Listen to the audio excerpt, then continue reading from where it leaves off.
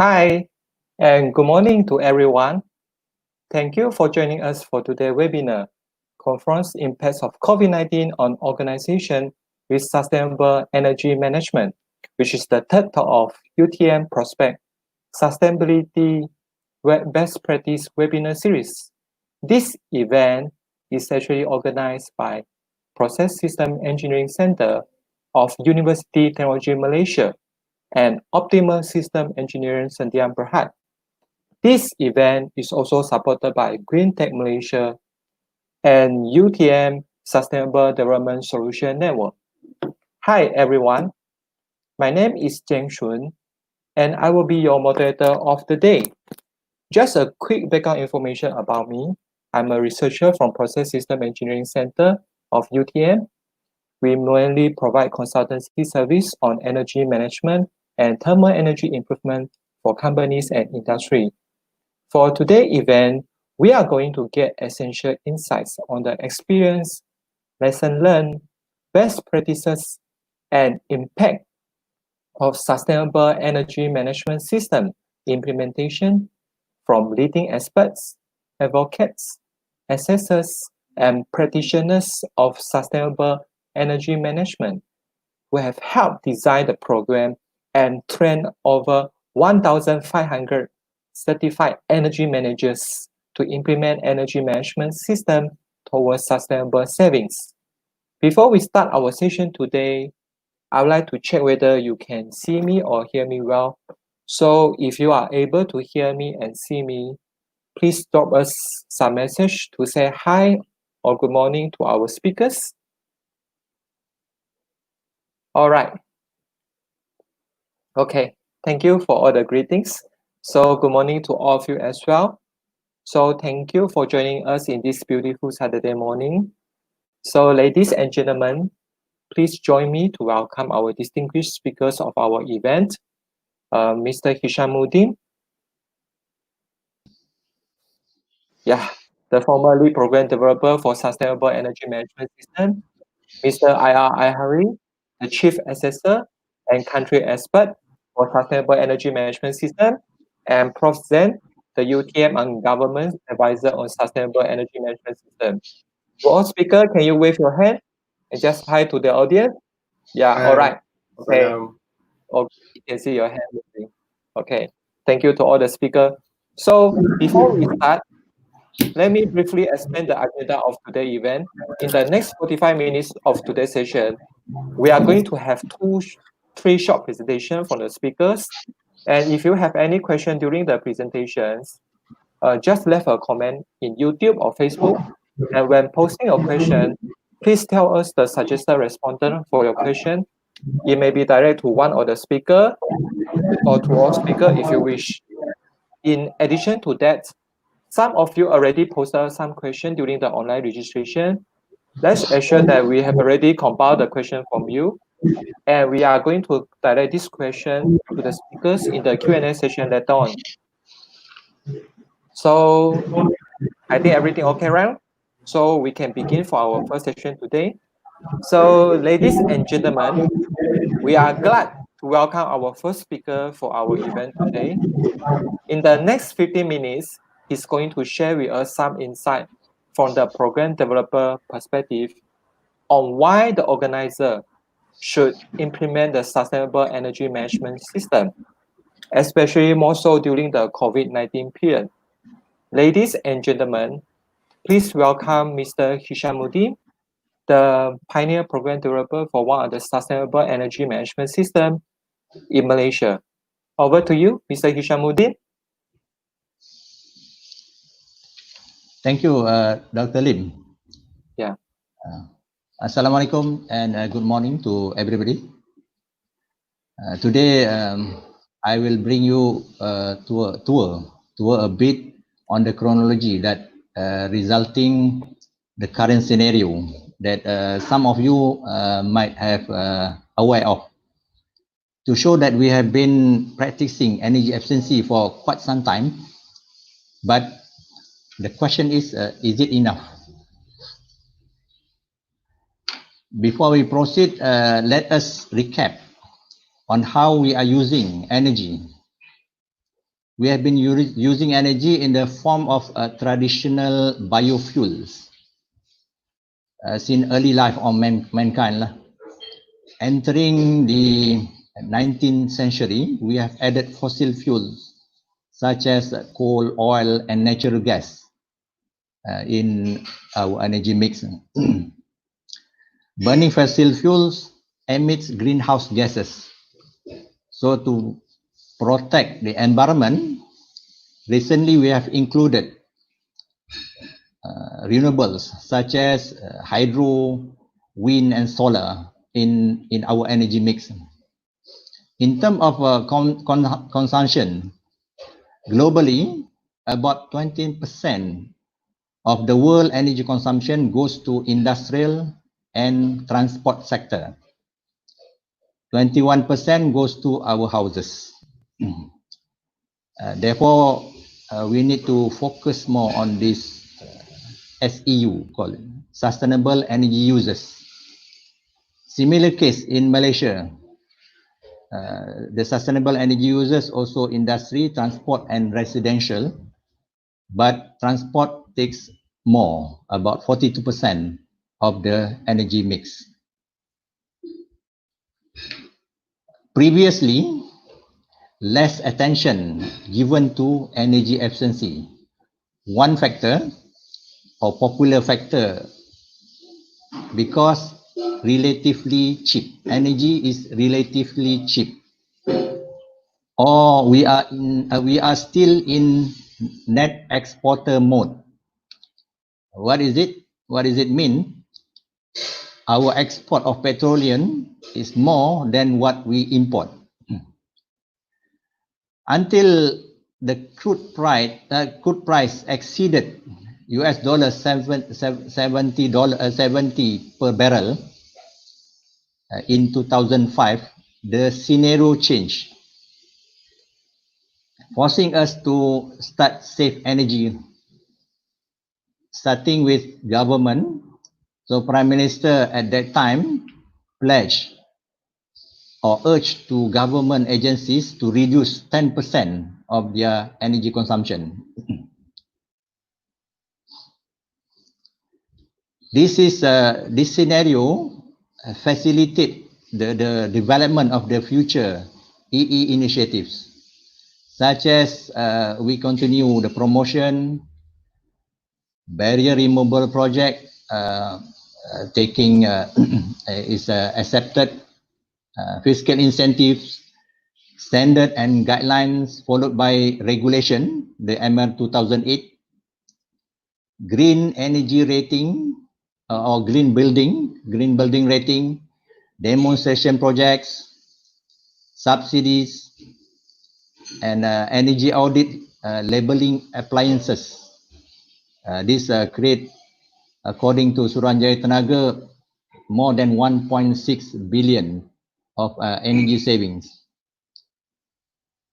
EPC, energy performance contract, and recently or now we are in the process to table our new law for approval, for implementation. So in summary, it is expected that we will save near to 2 billion of energy costs.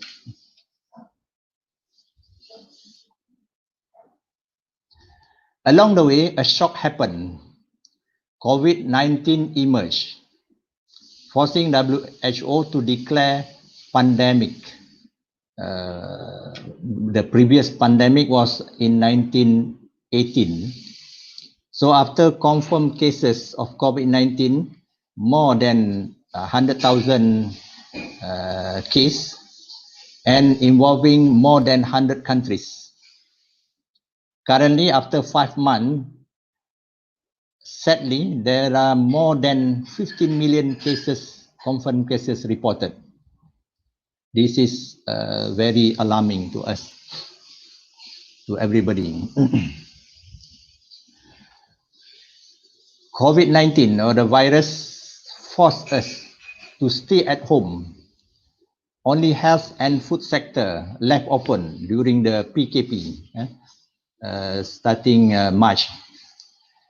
That's very much reducing our mobility. The situation reduces the global demand in energy by 50%. Even at one time, we heard energy drop below zero, hoping that in our petrol session we can get that price. But there is no meaning because we cannot go out and cannot use our car or use it to power our manufacturing sites or offices. We have to stay at home, work from home, online. Our children also cannot go to school. Lecture shifted online. Most of the countries around the world closed school fully or partially. And everybody stay at home. So our energy bill increased. Our energy bill in our offices or manufacturing site reduces, but our bill at home increase in energy and water. Lockdowns push electricity demand globally by 2.5%. Some countries will with full lockdowns, like in China, in Italy, and electricity demand dropped up to 20%. So the sad part is we cannot go out to work. We have to work from home, and no production to create income directly to pay us or to pay our to our employers to pay our salary. Strange. We cannot produce much, but electricity goes down a bit only. For example, the building I visited, the staff more than 1,000. Everybody work from home. The energy bill dropped by only 11%. But nobody at office. Another side, the energy bills dropped by close to 60%, but they practice SEM. Although it is not apple-to-apple comparison, SEM contributes something to the organization. The good news is Pollution dropped. In Wuhan, the government implement total lockdown. Pollution dropped by between 25 to 45%, depending on the location. The dark orange is the higher pollution, and the blue one is the less less polluted. So the whole China, the lockdown reduces the carbon emission by 20%, 25%, and nitrous oxide by 50%. As we can see in the satellite image, many orange site converted to blue during the lockdown. In a way, it is positive angle to people, environmentalist people. It shows that our activities created pollution. The bad part is, if we didn't control properly after this, or didn't control at all, the situation will come back to as before the COVID-19. And we should not do like what happened in Sungai Kim Kim, Pasir Gudang. That one is purposely dumping the waste. It is not good. During the pandemic, many people have started cycling, according to report by bike sales surge in some countries. Same scenario with China happened in Europe, where people stay at home, and the blue part is more than the orange part.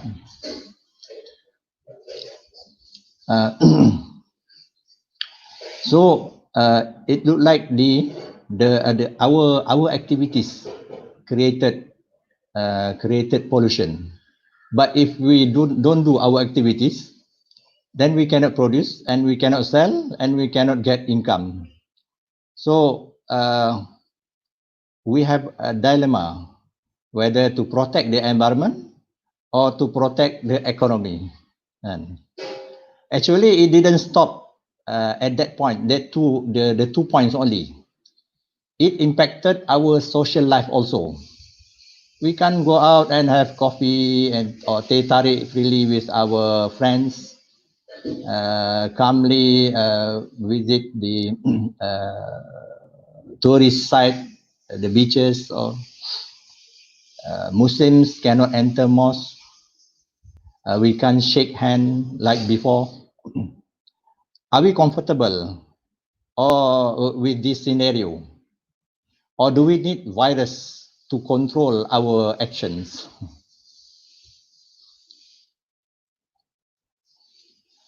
I joined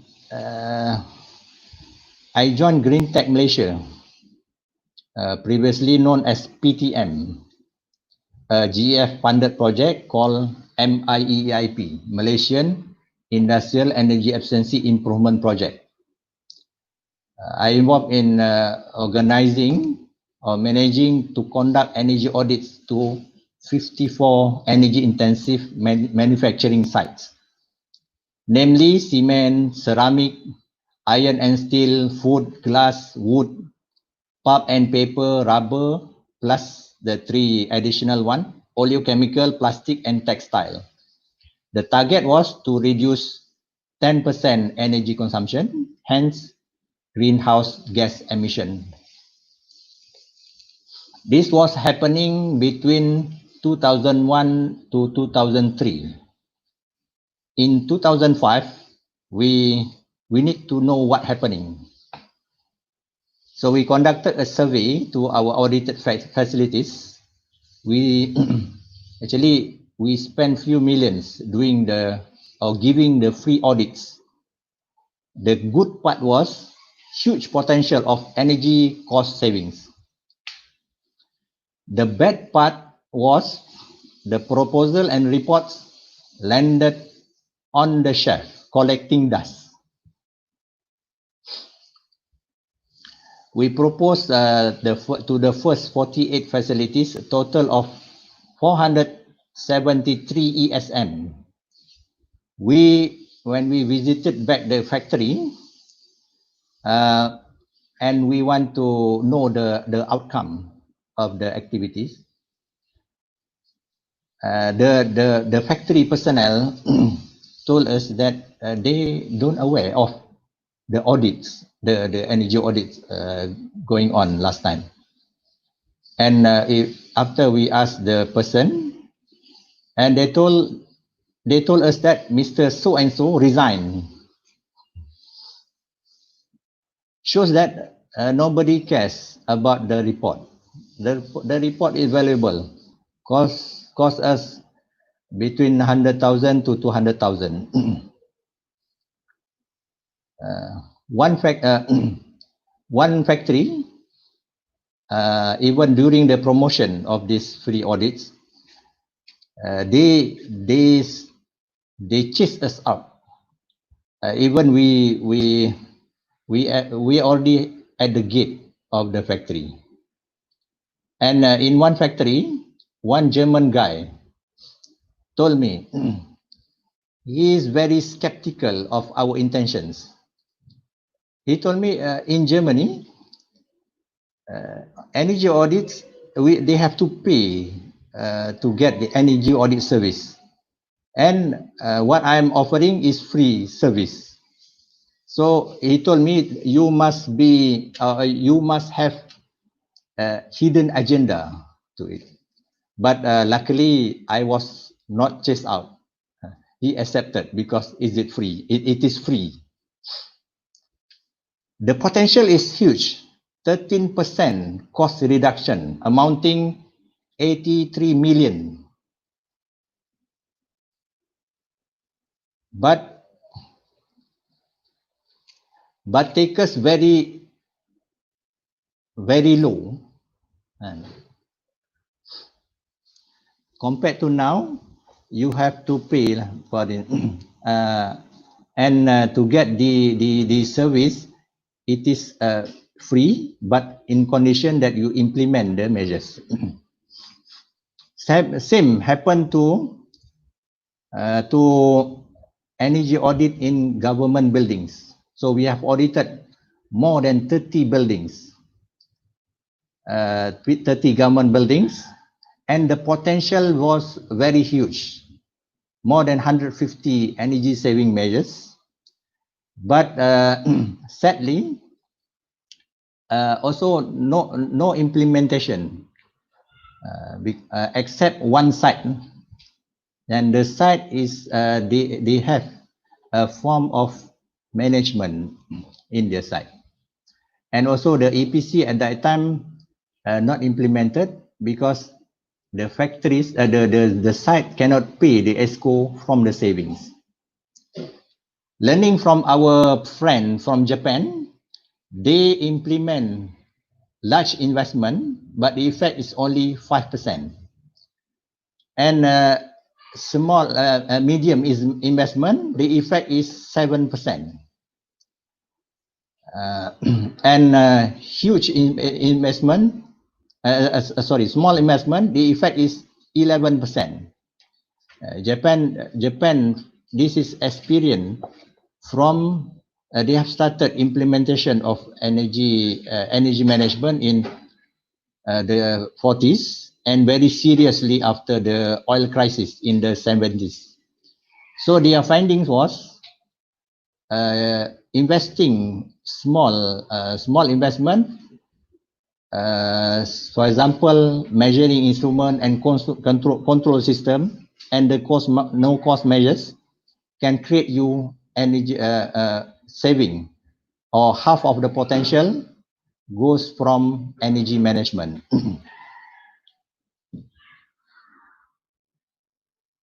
So we need energy management to ensure our energy consumption, our energy, we are consuming energy efficiently.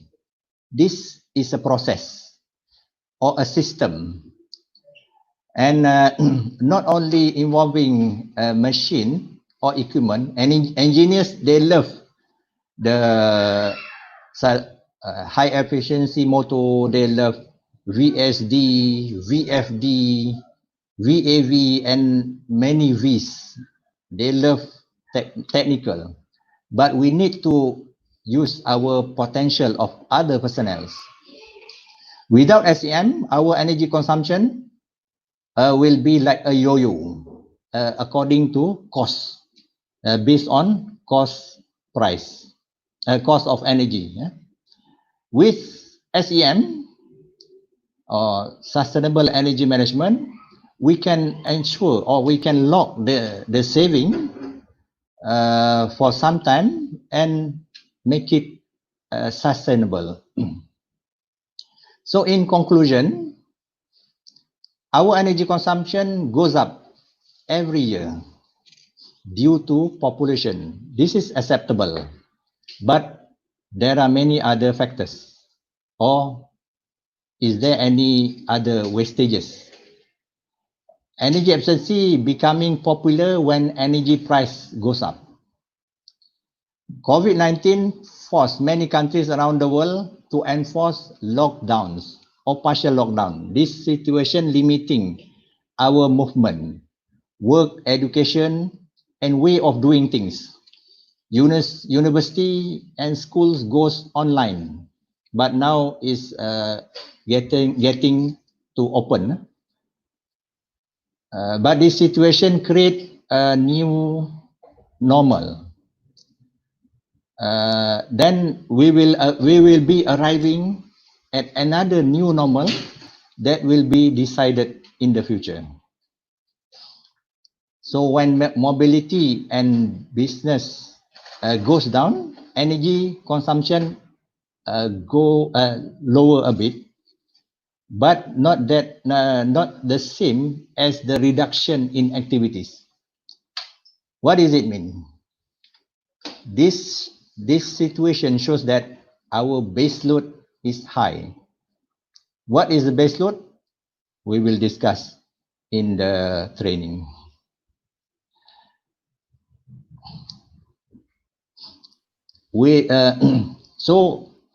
Learning from the Japanese experience and other countries' experience, half of the measures from energy management. And we need to stay with this situation for long or make it sustainable. So we need sustainable energy management or SEM. SEM offer you the solution.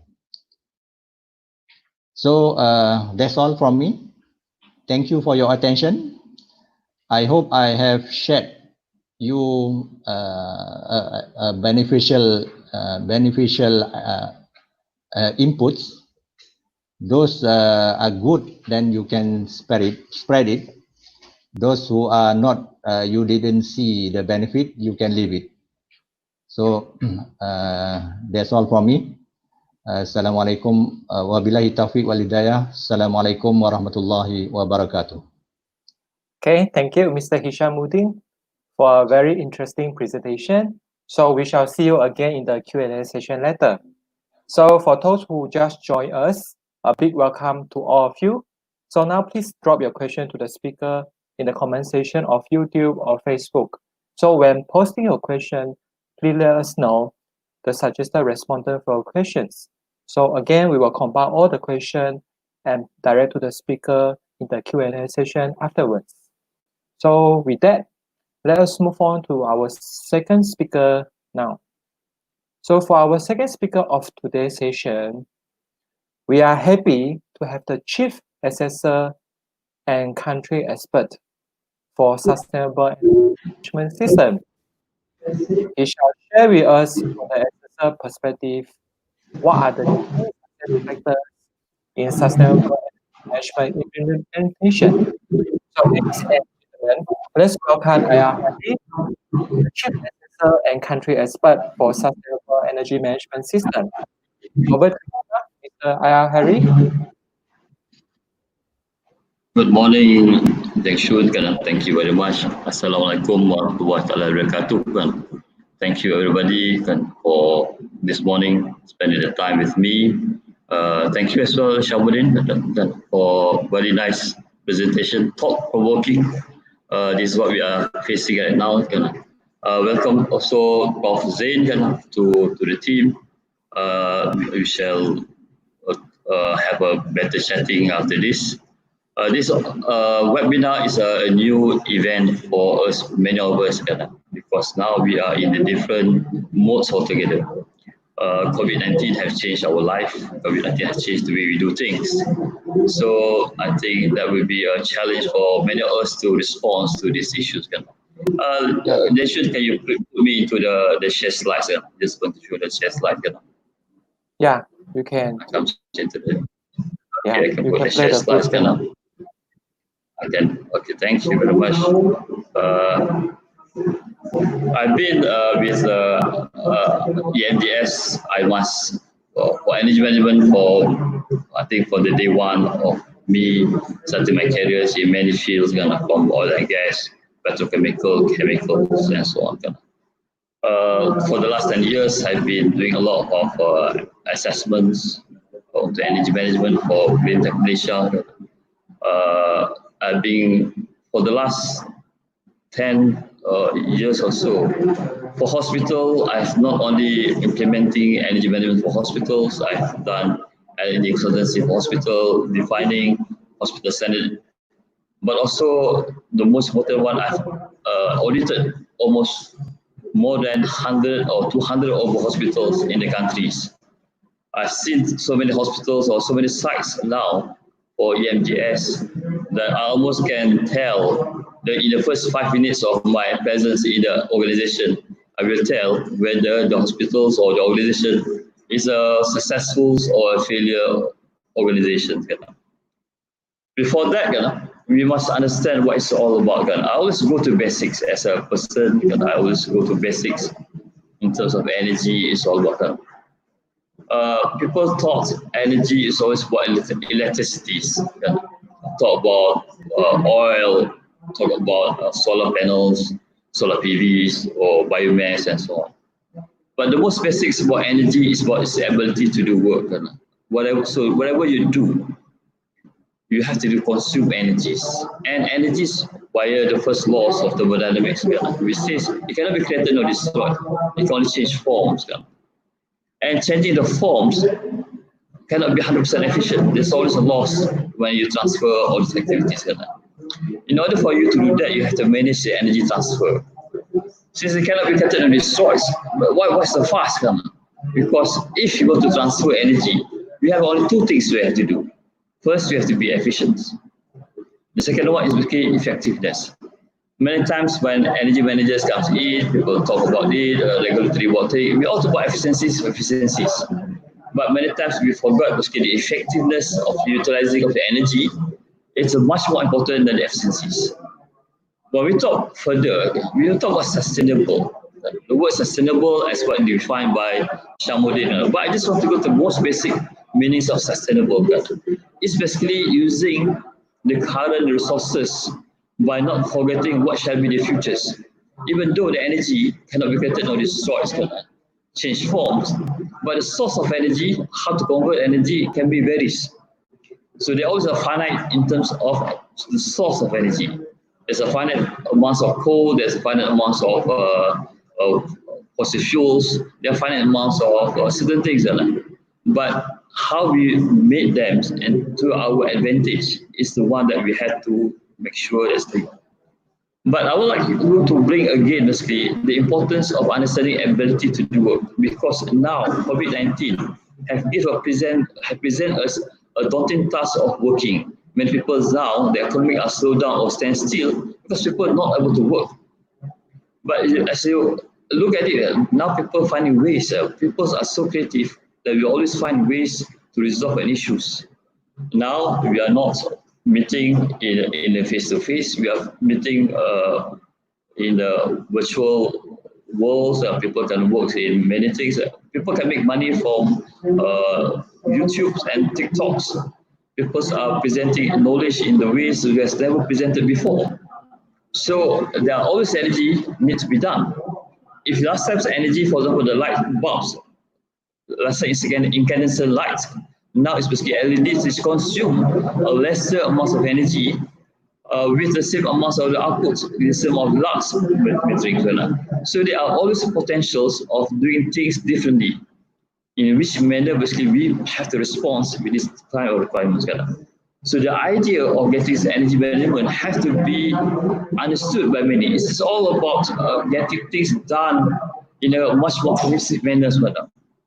When COVID-19 strikes the whole world, there's only one organization that never really stops operations, which is the hospitals. And even the food store stops, but there's only one place that never really stops. That is basically it's hospitals. I've been blessed to work with IJN, catered for them with for the last 7-8 years with IJN, developing them to become a world-class mindset. But what make them successful? Not only the saving they have done over the years, but more importantly, you look at the results. There's a result basically. IJN, for example, have been commended on the physical distancing approach, how they manage the system, how they have a culture of improvements all the time. The culture of responding to calamities or changes on the conditions very well. How have they do that? Because they have embraced the work of efficiencies.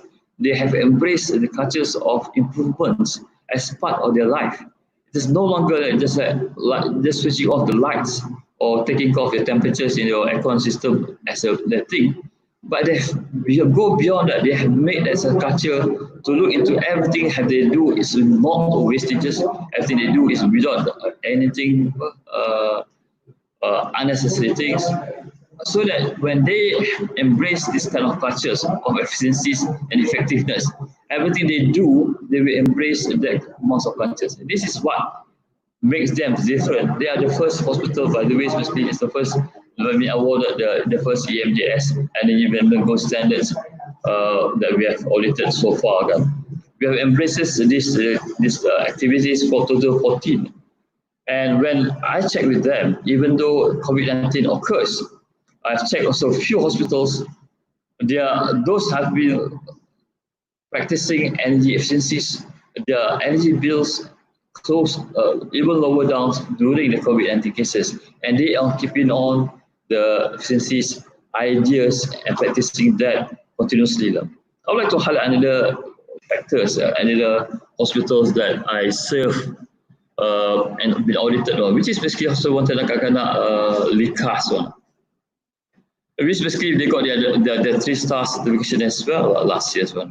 If you look at their, interestingly, I got this graph from the energy managers there. Interestingly, when COVID occurs, when there's a lockdown, though there's basically they control in the amounts of the beds that appear, but they have consistently, over the years, when you look at the lives from 2014, 15, they consistently drop down even now, consistently. The top management are still interested. They are joining in our talk at this moment. They understand the requirements. And you can see these results are not just like what Shambuddin said just now, it's cyclical. It's just not basically driven by issues, but it's already absorbed into real things that you need to improve in the way you do work all the time. So what's the secrets of getting the whole organization into energies? It's about getting into the abilities to do work efficiently. Many times people are so engrossed to say, oh, it comes to energy management, it's all about energy auditing. It's all about solutions and it's all about changing equipments and changing thought. The bottom line, the bottom of the iceberg is not about technical solution. The bottom line is all about the people. It's getting the top management, getting the people who understand it, getting the people who are aware, the energy managers, how to use energy efficiently. In the other side of the people, from the understanding, there are much more important things. We call it a system. there must be a system that people can follow, the system that people can assess, the system people can audit, the system that you have control and monitors, so that it eventually will make the ideas of efficiency and effectiveness, especially on energy and how you work, effective. This is basically the main secrets in general. But I would like to go in much more detail what shall be the importance of the activities. The first secret is basically we have to see the management commitment. And when I say that I can anticipate the outcome, the culture of organization, but I just come in and I just see who greet me in the door. If the person greet me at the door is basically the top management of the organization, I know basically they're serious in efficiencies. I know they're serious in effectiveness. I know they're serious in terms of energy performance. If it's not being greeted by the senior management, all that there might be instances is either in the profits, just because they are forced to do it by the laws. Obviously, they just want to have some certification, but not understanding it. So what? A senior commitment by the management is very important to get it done, to do it. When we say what is commitment by the committee, it's all about making sure that it's a known policies and procedures. There are known budgeted that is spent for energy. There must be a committee, an committee that works, that is alive and discussing it all the time about how to improve. Remember, it's not about your kilowatt alone, but it's how they have to manage the energy, the work performance in the industry. So now, Bharat Management Commitment have to see the efficiencies not only in the offices, but also at home. Because now the energy instead of being spent in the offices, now it's being spent by everybody in the house. So now everybody says we're going to have issues when the energy bills go up. So management must show basically how to make sure that the house where they are in also being managed properly. So how you need to get them is basically you must do whoever energy management who do energy management in the organization, you must understand what are the top management soft spots. You must understand how to influence them. You must capitalize what are the interests so that they have to understand what is efficiencies and what is basically effectiveness as well, especially now when the market are so challenging, how we have to do our job. The second secret is all about energy managers itself. If you've got energy managers who understand what it's all about, there are requirements into registered and certified, which is basically a training that we provide to get the energy managers to understand how to perform well in the energy management. But much more important, competent energy managers is just not about electrical. They must understand the process. They must understand the mechanical aspect of it, because mechanical performance consume about 70% of consume. But the most important part is the right hand corner there is the ability of the energy managers to bring the organization into one culture of performance, efficiencies, and effectiveness organization. So its ability to convince, ability to speak, ability to bring the group together is a key element for competent energy managers to perform, to make sure the energy management perform perfectly okay. That's why it says the other skill to cover is to understand organizations, energy auditing, requirements, can have a good communication with the top management. And basically, the most important is you must understand the financial literacy. It's not enough to understand the technology, but you must also understand how's the impact of energy costs and efficiencies to the organization. The third one, as I said, it must be a system. There are no system now like ISO 50001 or the EMGS in Malaysia, for example, has been adopted seriously. There must be a system so that you don't fall to a trap of testing. They are known, there's proven concept, they are proven practice. EMGS, for example, is a best practice instead of standards for that. So we have proven that it can be done. It has been shown sustainability. All that you need to do is adopting it, learning about it, and then practicing it. And then you can get guidance rather than many people fall into a trap or just complying to the laws or just complying to minimal requirements. You must have a system, and then allow you to be audited, because with that on the audited, you'll be able to improve it much further. This is, for example, this is how the energy with EMBS. This is actual data when our team checked the two organizations, whether when they implement EMTS and not implement EMTS, basically the impact basically have changed significantly. The fourth secret is basically must be a good procedures. There must be proper process and procedures for you to work to implement so that people can comply it properly. For example, they have to have very clear. There are many facilities now.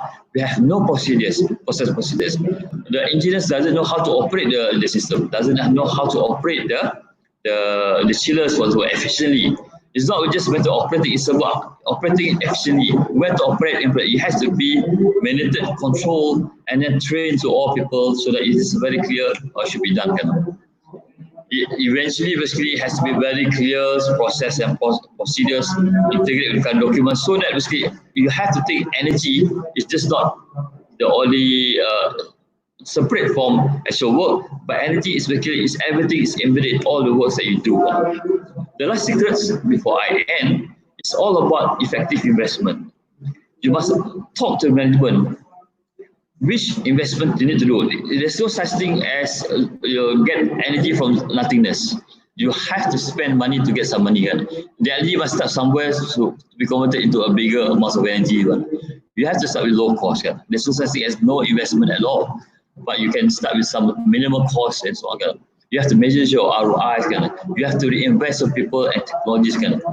And the last but not least, basically, you must celebrate success because you need to keep the momentum. You must keep the people to understand. You must inform your staff about the challenges you're going to face with COVID-19. There are challenges basically how we have to address the issues. We have to think differently now with the new norms. How can we do that and still be effective in the action where we do things. So that's basically the 5 items. It's talk for the management, it's talk for the energy managers, it's talk about the system and processes. And then the last but not least is all about the monetary. But remember, money is also energy. Because money, the ringgit that we all know, falls into the same category as energy, which is ability to work. And ringgit or the money is the only forms of energy that everybody understands. It's the only form of energy that everybody can hold. With that, I hope you understand how it should be done, how you to address issues. The further basically we can always basically get the question and answers. We can talk about it further. With that, I pass the floor back to Deng Shun. Okay, thank you, Ayah Hari. Okay, for your sharing on your tips and also 5 magic secrets. So if you have any question to ask Ayah Hari, so please drop your question in the comment section of YouTube or Facebook. We shall address it later on. So with that, let us move on to our final speaker for today's session. So we are happy to have the Malaysia Government Advisor on Sustainable Energy Management System. He shall share with us from an organization perspective how to get buy-in from top management and people to set out the sustainable energy management system. And once it is established, how do we sustain the system as a culture and leverage it to enhance our competitiveness? Ladies and gentlemen, let's welcome Professor Zainuddin from University Technology Malaysia. Over to you now, present. Thank you very much, Dr. Lim, and good morning to everybody. I'm very pleased to be here again for the 3rd webinar session of UTM Prospect. And I will be talking about from our perspective of how we can enhance competitiveness via sustainable energy management. I think my slide is not on yet, yeah, Dr. Lim. Has it been on, my slides? Already on. Go ahead. Thank you. Thank you. So let me start with a bit of activity for the audience, what I call as a 20 seconds soul search poll. Very quickly, yeah. If you think that you disagree with the points that I show here, please type "not us," very simple, yeah, on the chat box. First, many organizations are very concerned about energy management and energy sustainability, and many organizations provide energy management consulting services even. Third and fourth, most organizations do not have a formal committee to manage energy. I'm talking about formal committee in your organization structure. There is a formal committee of energy management, system energy management team. And most organizations do not have formal energy management system or EMS like ISO 50001 and so on and so forth. So if you disagree, then especially with any of those, even 3 and 4, then you might want to check. Type on chat, not us.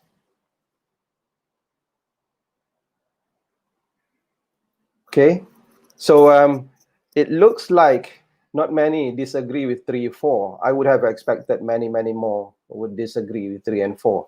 Well, the first two is about preaching energy management. The last two is about practicing energy management.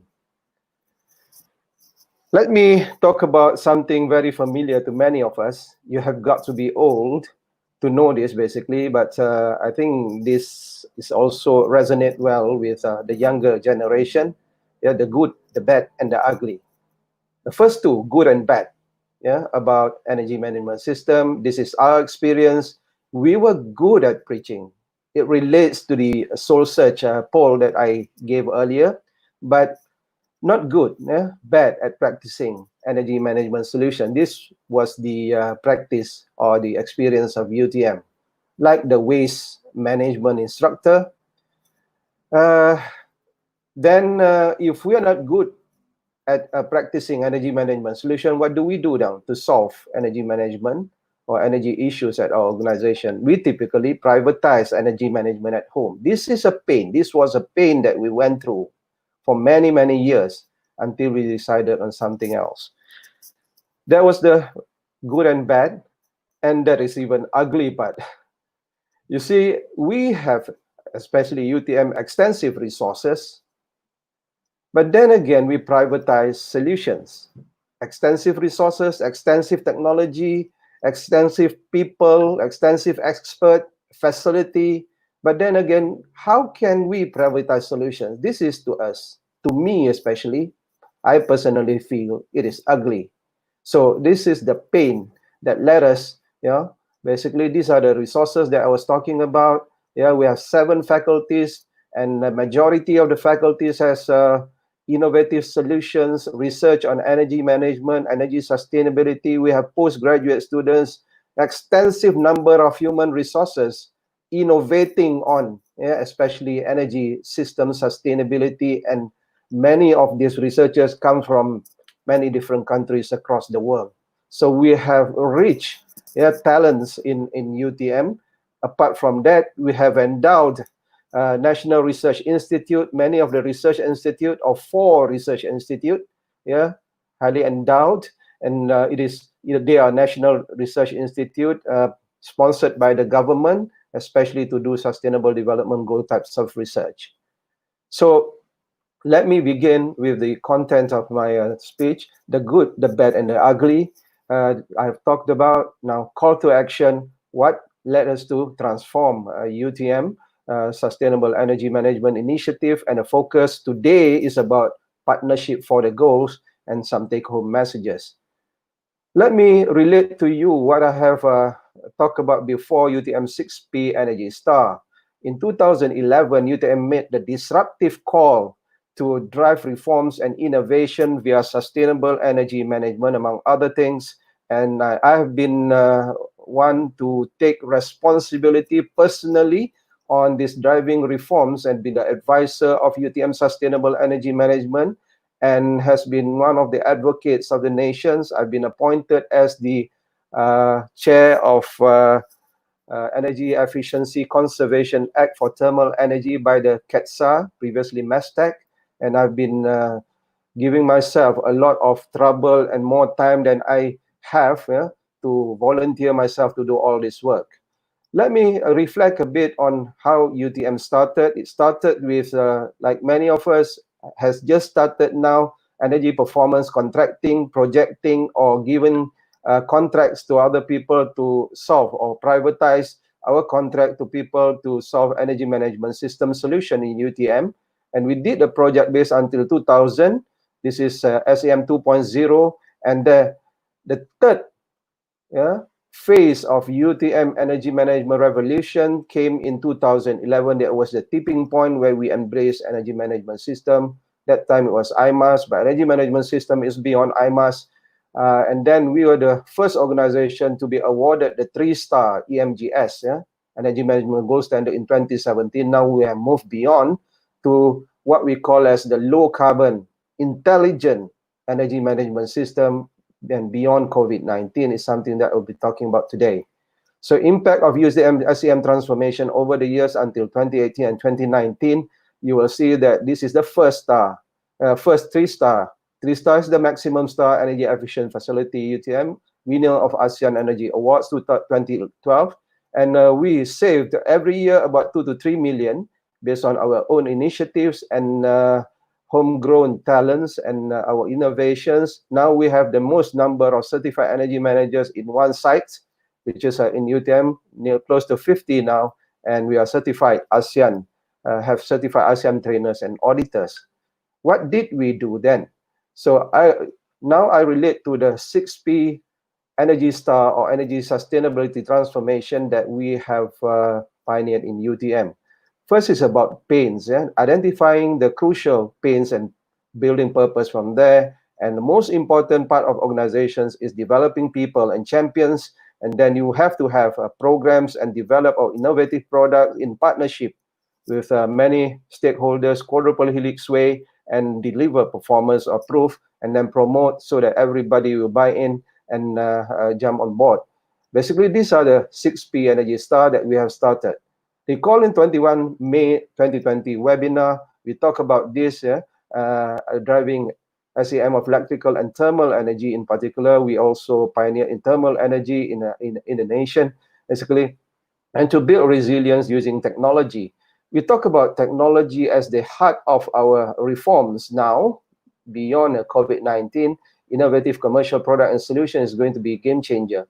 So basically, we talk about low carbon intelligent systems. We talk about the product that we develop, which is eSmart real-time energy multiple facility energy management system that we have developed through our homegrown technology in UTM. We also develop mobile apps based isolated unit EMS that you can basically do or control your energy system from afar and from your mobile. We also talk about this advanced thermal control system developed by our mechanical engineering researchers, and power quality from electrical engineering researchers, IoT network from electrical engineering researchers, and our process engineering, thermal energy in particular, that we develop at UTM as well. So now we focus on the part of this talk today, which is enhancing competitiveness via sustainable energy management. So my main focus today is the fourth element of the 6P partnership for the goals. So this is the 6P Energy Star that relates to partnership, quadruple helix way, university industry community partnership, national and international. We have done this before during our experiences from our basically partnership to develop energy management system through Malaysia, and we have been responsible, involved in training energy manager and certifying energy manager, altogether more than 1,600 of them, and some of our colleagues have been involved in certifying 140 end users. So we have been involved in all these organizations and working together with them. Otherwise, it will not be possible for us to achieve all this achievement that we have made. In terms of training and capacity buildings, we have trained more than 500 companies across many countries, and altogether more than 1,500 professionals joins our training beyond facility energy management, more towards industry in particular. We have been involved in training, as mentioned. We are the Center for Training, and we develop our own homegrown Master in Energy Management that is the first to also award not only master degree, but also certification at the same time when you join as the master program students. So you will be liable to certified registered electrical energy manager.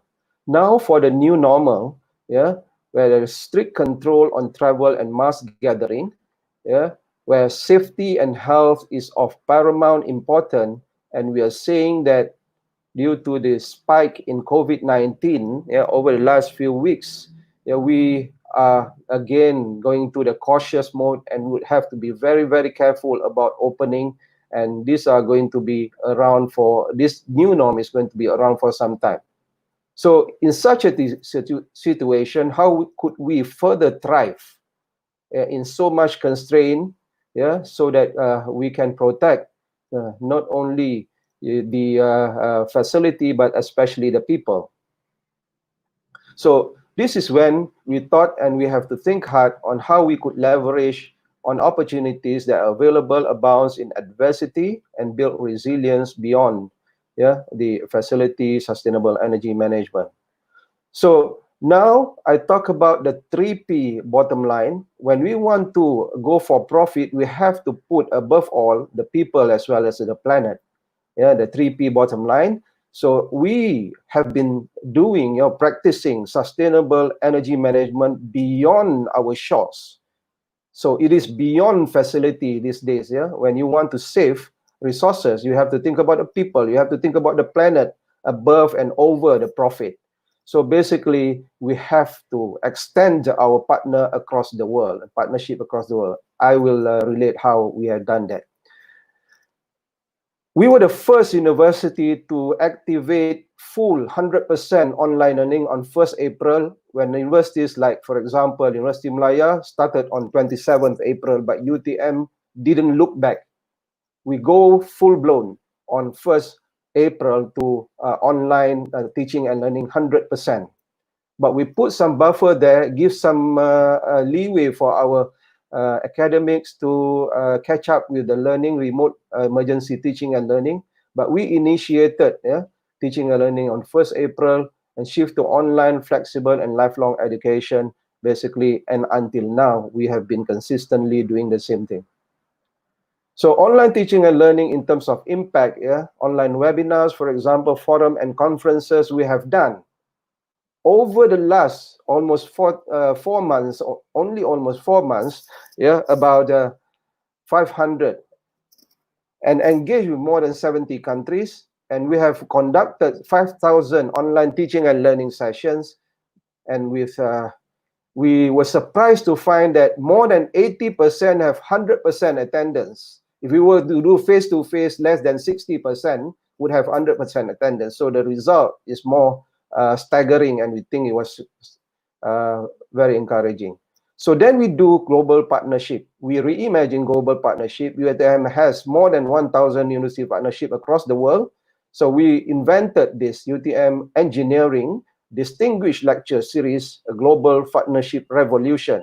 And within 3 months, we outreached 35 countries with RM2 million values. This would have been, could need to take place within 3 years, if we did not unleash our online and technology revolution and outreach people, our contacts across the world with those 35 distinguished lecture series. All these are top researchers across the world that outreach more than 30,000 people across the world. So this is initiated by UTM, and the latest one will be with MIT. This Professor Rohit Kanik from Massachusetts Institute of Technology, MIT, the top #1 universities in the world. So we are partnering with them to deliver this distinguished lecture series on the next 27th. Stay tuned for it, 28th July. We also do the same for academia industry partnership, reimagine our partnership, and just within the period of 3 months, we have more than 20 UTM engineering engagement with captain of industry, something that we have taken about 2 years for us before. Now, within 2 months or 3 months, we managed to transform and leapfrog to a new dawn of captains of industry engagement. 3 months, 30,000 outreach by leading captains of industry. And this is one of the signature global influential global expert program that we did with, for example, Harvard Business School, where the leading #1 professor in economics talk about COVID-19.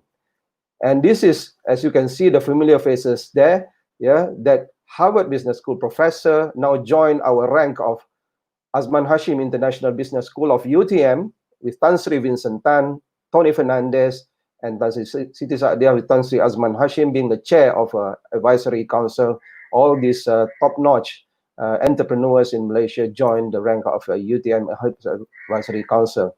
And I was one of the person that had the honor to be with them to discuss.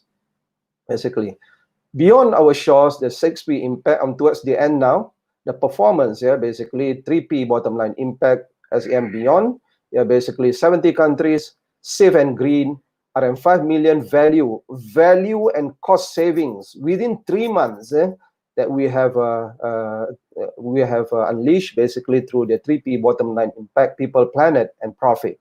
So basically impact from April to July, for the take-home messages. So basically you need to think about what you can do along the same line to reimagine sustainable energy management beyond our shores, beyond our facility to achieve the 3P bottom line.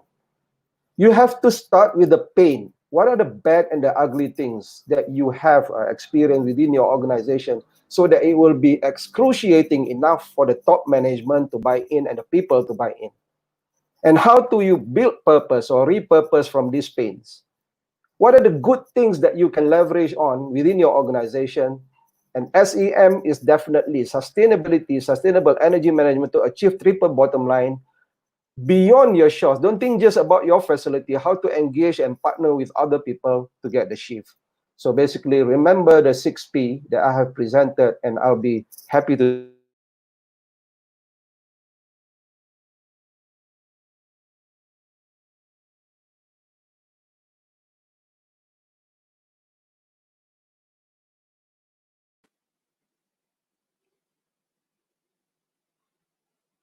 Present? You can hear me? Okay, I think there's some technical issues. But anyway, thank you, Present, for sharing us different way of dealing with COVID-19 and turn it into advantages. So with that, let's move on to the final session of today's event to answer the Q&A. So before we start the Q&A session, let's welcome back Mr. Hishamuddin and Ayah Hairi to the screen. Hi, welcome back. Okay. Hello. You are able to hear me now, Present? Oh, yes, sure, yes. Okay, because we lost you for a moment for just now. Okay, we are glad you are back. So anyway, without further ado, basically what we're going to do, we are going to go through all the questions collected by the participants. Okay, just give me a moment. I'm going to share the slide at which we compile all the questions.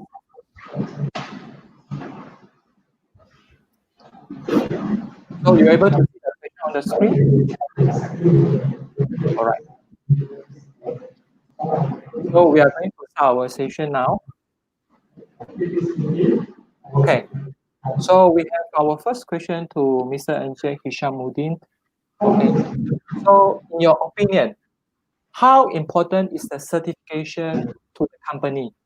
Okay. What exactly? Because as a company, we know that we can actually implement the energy without getting certification. So what is your opinion on this?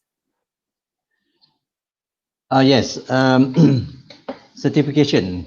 Certification is considered as third party verification. You can develop energy management system after getting the certified energy manager training, or after graduating from certified energy manager training. Or you can Google. Now everybody likes to Google. You can Google seeing from the YouTube how to develop the system, and you can practice or implement in your work or in your workplace, at your home or at your workplace. But there is no without certification, you don't know you don't know what you have done is effective or really correct or not, because nobody from other than you. It is like preparing a letter. You can type and you can type to prepare your letter. After that, you print out and sign. Then there will be mistakes in the letter normally. Okay. If somebody types and somebody else check and sign, it is like a third-party verification, and the output will less error in it. So you need verification or certification to ensure to verify that you are doing the right work. Okay, thank you, Hishamuddin, for your clarifications. So with that, I think we move on to the next question. So Harry, so based on your experience, how do you actually differentiate a company with good documentation only against an actual practitioner? They should. Yes. This is the normal Malaysian cultures.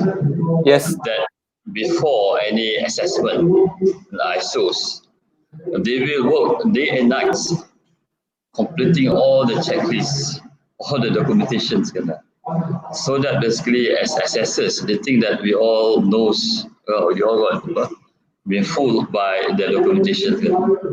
Normally, when I do it, I will not look at the documentation first. I will always basically look at the site first, the facilities first. I will ask the way how they behave first, because that's always basically an indications how they practice it. Documentations, some of the documentations you look at it, documentations are only done by, for example, a quality department. Only they do they do the updating and so on. So we don't want that. We want, first one, it has to be a practicing done by the people itself, the people down there, they're doing it. But why we want to check the documentation? Because we want to make sure that if the person leave the company, they always have continuity of the practice to the next person. So the documentation is only for that, to make sure that there are continuity and so on. So that's how they reach it. Always look into the practicing first before the documentation. Do not be fooled by the documentation alone. So that's how I do my assessment.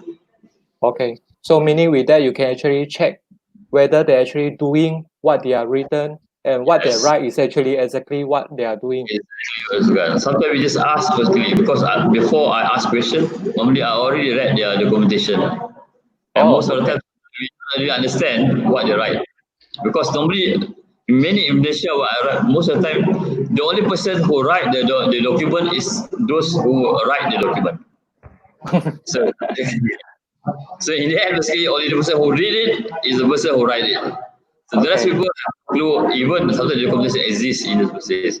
So I always look into the practicing first. I think that's basically the key in locking this understanding how it should be done as a culture. So that's my answer. Okay, thank you. Thank you for your sharing. I think it's very useful. So next one. So based on your experience, so can you also share with us like what is actually the typical mistakes for the company when they're preparing for the assessment? So I think the greatest mistakes of a company when they prepare for assessment is they don't brief their top management what's all about. So it is done by, let's say, the energy managers. They just arrange themselves. They talk about their colleagues, and then they call us. The worst one is really when I meet in the opening meeting with the top management. The top management are asking me, "Hey, why are you here? I thought you were the CEO." That was like, oh, I was dumbfounded. Basically, I think that's the biggest mistake. The other mistake, again, the top manager when they were closing, they said, "Hey, this audit about what? Okay, can you explain to me what is this audit about?" So they're asking me as an assistant about the assessment. So I think that's almost skill the assessment altogether. So again, as my first experience, you must get the top commitment, because without them sending, the whole thing will be just a mess up assessment. anything that you write, even let's say what Shabudin said just now, they do a lot of energy auditing. But once the top management do not understand why they do auditing is being a waste effort. Nothing will be taken after that, and they will never provide or they never listen to your information too. So I think that's basically the biggest mistake. Yeah. Okay. So I think getting the commitment for the top management is actually the priority. The first step we should do when we want to set out the energy management system. Yes. Yeah. All right. Let's all move to the next one. So this question is actually directed to Prozen. So Prozen, what is actually the toughest challenge faced during the implementation of the SEM? And speaking of your experience, right, how do you actually overcome the challenges? I think, thank you, Jiang Shun. I think I mentioned it early during my presentation that there are two pains, the bad and the ugly. The thing is that we teach a lot, and we tell people what to do a lot. But then again, when at our own backyard, we didn't do what we tell people, then the challenge is that people will not trust us, you see. So this is something that was the biggest challenge, and I told the top management to get their buy-in was a challenging for us. So I told the top management, this can tantamount to something like a sin. Masa Melayu berdosa kalau if you talk a lot and tell people what to do, make dakwah to people, but you don't practice it yourself. To me, it's a sin. And the other thing is about the thing we have extensive resources. The government we get grants from international organizations, and then we get lots of people and talent, and we do not drive this initiative of sustainable energy towards innovation. Who else can do that when people doesn't have this much resources as us? So this is what I bring to the researchers, to the people, to the top management, and basically before they believe, I had to do it myself. Again, getting the buy-in from people was the most challenging part, the toughest challenge that we face, such that we have to do it first before other people can follow us. And I did that, we did that, and we publish in articles, we publish across the world, we do research, and because of that, our researchers get jealous because we publish the things that we have practiced in UTM, and they say, okay, let's go with Prof. Zain's way of doing things, and we can actually get articles published a lot easier, get grants better because we practice, we have proven data-driven results. Then this thing become one thing leads to another, it snowballs as a culture, and finally people get the buy-in. This was the toughest challenge. It's about people. Okay, you can change the facility, but changing the people may take years, and you have to drive the pain through their heart before they can believe you. Thank you. Okay, thank you, President, for sharing your experience. So let's go to the next one. So, President, so based on your experience, how do you actually manage the feedback of assessor? So during the system audit? By thinking yourself as a kindergarten student. Then the teacher, the kindergarten teacher. So don't think about yourself as the expert researcher across the world, and you know a lot of things, then it's not going to work. You are not going to learn anything. So you have to be humble, and you have to really want to learn and want to improve. Then you can handle anything. Even though in our case, we got 40 CQI or 40 basically continuous improvement comments, doesn't matter because it makes our organization better. So you have to be really, really and brutally humble. That's how from the feedback. Okay, so thank you for sharing your experience with us on this. So the next one, Mr. Hishamuddin. So some participants may be wondering if they only have certain limited budget, right? So which one should they go for? Should they go for energy audit first, or should they setting out the energy management system first? If limited budget, they can go for coffee. That's very expensive coffee. you have a few dollar or a few ringgit, then you can go for coffee. If you have more, then you can go to hotel. Mhm. With limited budget, we can only do like walk through audit Okay. Mhm. and uh, and implement some low cost measures. But using SEM, Mhm. you can SEM is a combination of people and machine. Okay. So people and equipment. If Mhm. you develop the Mhm. SEM can guide you to how to find out what are the low cost measures Okay. that people may not encounter, because if you conduct energy audit from third party, Mhm. they come to your place Mhm. for 1 week or 2 weeks. Mhm. They can find something for the proposed measures, but if you elevate the quality of your personnel, Mhm. they can find out in their everyday work how to what are the measures that can be implemented. So this is how SEM, like I learned when I assessed UTM last time. Mhm. They implement the SEM. Mhm. After that, they implement the no cost measures. Mhm. After they save more than, I heard, 500,000, then they get the budget from the top management.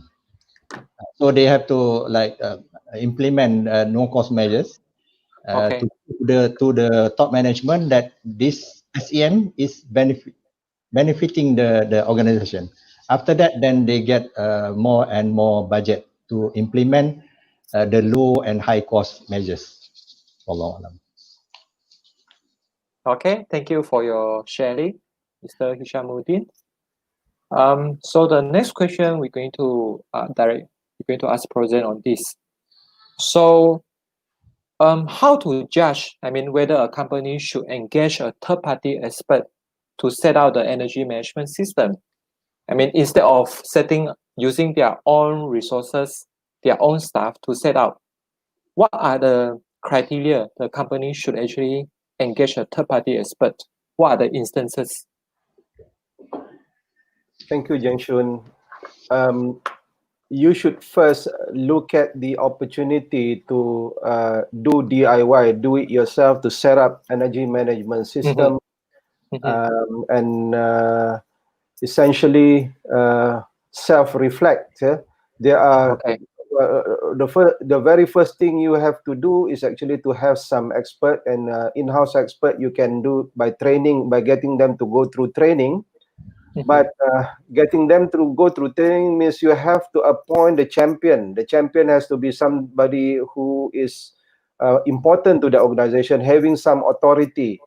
And then they Okay. go back and be able to implement, be able to look at the opportunity, how they self-reflect, how they audit their process and look at the gap. Yeah. And communicate to the top management in particular, because without them having access to the top management, they wouldn't be able to implement anything. So basically, by having these authoritative people as energy managers who have been trained, the proper ways of managing energy and communicating to the top management, basically what are the things that they need to improve, some of the things that I've mentioned to you earlier, and then Mm-hmm. they will be able to decide if they have the budget to do that. But definitely by that time you have a authoritative person who will be able to manage energy well, manage the data well. Then you will be able to also verify. If you have a consultant, then you'll be able to verify whether or not the consultant Okay. have achieved something that is in line with what you have Mm-hmm. monitored, consistent with your data. So having in-house energy managers who can verify the work Mm-hmm. of consultant is the critical part first before you embark upon investing on other consultants. Basically, that is the way for you to sustain energy management. Sometimes you won't have enough resources or investment that you can make, for example, to go through EPC, energy performance contracting. But when you have the expertise to verify the saving from EPC, then you will be able to validate the saving yourself. Now, these are crucial. Otherwise, whatever is being declared by people outside there, you won't be able to verify. And before you know it, that you may have, for example, savings of maybe 20 million and 10 million you have to pay next year. Maybe it's 20 million, maybe it's only 200,000. Who knows, right? So you must be able to verify. So these are the things that you have to go through before you actually privatize your solutions. Thank you. Okay. So, President, you are suggesting, if possible, we should always look for a champion within the organization, at least at the initial stage, to get a system set up. And if there's a need to engage a third party, then slowly we will get them to the system itself to train out the peoples. This is the direction that Malaysia is going with the EECA, Energy Efficiency and Conservation Act, to have an in-house energy manager rather than a third party who are the consultant like current RIM. Yeah? So in the future, one of the rules and regulation is for you to have an in-house energy manager, but you can have a third party for you to have them audit your plans, external party to audit the plans. Okay, all right. Thank you for your sharing, President. So the next one.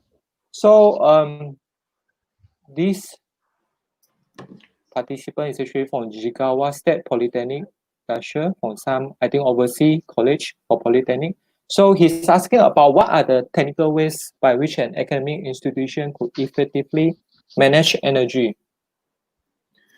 Well, what I have shown you before is actually to leverage on especially systems, especially the information system. I mean, the best way to begin when you want to leverage on technology, capitalize on technology, is to have a system to monitor your data. Everything these days has to be very data driven. Without the data, you won't be able to analyze, and without analysis, you won't be able to improve. So all data that represents your system would be vital for you to start with. And after that, you can have a simulator, you can have any other basically equipment or technology, but the most important, the vital part is for you to audit the energy of your company by having, if possible, real-time systems. You can privatize, or you can communicate with those who basically supply the systems as well. You can buy the systems, but it's important for you to actually understand the system, how it works, and use the system to manage the data in your company. I think that is the most crucial part, the technical part that you need before you embark upon sustaining energy management within your organization. Okay, thank you, President, for sharing us with your insights. So the next one, Mr. Hishamuddin. What is the future of energy management system in Malaysia? So do you think that more organizations will apply for the certification? What is your opinion on this as a program developer? It is like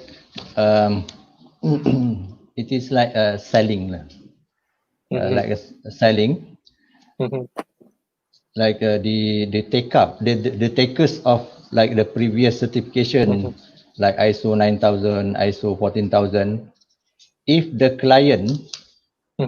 client requests for the certification, then the manufacturer will go for it. If in the tender they specify ISO 9000 or ISO 14000 or certification of energy management, meaning showing that your organization or your product fulfill or being efficiently produced at the very low energy, and and if the client requests, then the manufacturer will start to do it. Do you actually think that government is actually playing a very important role here for government? Yes, in the case of EMAS or Energy Management Gold Standard, I would like to thank Ministry of Health, Ministry of Health, who is putting all their 150 hospitals to be certified 3-star within 5 years. So with their support, then we are the country with very high certified organization of under an energy management gold standard. And we have a lot of lesson learned, and we are now we are now ready to go to serve other sectors after this. Okay, so it somehow is actually, I'm trying to reflect this to the implementation of energy management system in the company. In the company, we actually need to get a commitment from the management. So I think in the country, the same thing is actually apply as well. We need to get a commitment for our ministry to actually pave the way for the company to take out the initiative to implement it somehow. Yeah, with the performance of the hospitals, we have certified 99 hospital 2-star. Then and also other institutions. Most of them are hospitals. They have saved 41 million a year. So saving energy cost 41 million a year. Then this should be for other organization. They should see this as opportunity. If they don't start from now, then it is called opportunity loss. So every day, every week, every month pass, so you are wasting for nothing lah. You can you can save maybe 5%, 10% instead. So it is an opportunity loss for top management who are not aware of this opportunity. Then it is a waste. They can start with doing energy management, SEM, under SEM. They can start with no cost and low cost measures. After that, using the money generated from the activity, you can invest for the high cost measures in the future. Okay, thank you, Mr. Hishamuddin. So let's go to the next one. So what do you think, Mr. Hishamuddin? What is the probability of Malaysia companies start looking for potential staff with the RIM certificate? Future. What? Yeah. So in the future. So what do you think about this? Let's talk about future. Oh yeah, RIM is energy manager. Actually, the main word is energy manager. RIM is registered electrical energy manager under the Suruhanjaya Tenaga. In the future, after the approval of the new law, they will include other source thermal. So thermal, according to Suruhanjaya Tenaga, thermal, I think, if I'm not mistaken, contribute 80% of the energy consumption in the industry. So basically, energy managers, kalau if we can compare to ISO, they have management representative. They are the drivers in the organization to drive certain things. So you need drivers to improve your quality. You need drivers to improve the quality. To improve your safety, you need drivers, the safety manager. To improve energy management or energy efficiency, you need energy managers. So energy managers is a driver in any organization to ensure that, or to work on, because if you have any task, a few people will be driving the things, and the rest will for the top management, they give the support. So it is like a win-win situation. Energy managers drive, top management giving the support, and cooperation from all other employees. Okay, so I can say that the future is bright for those with energy management background or certificate. Okay, so thank you.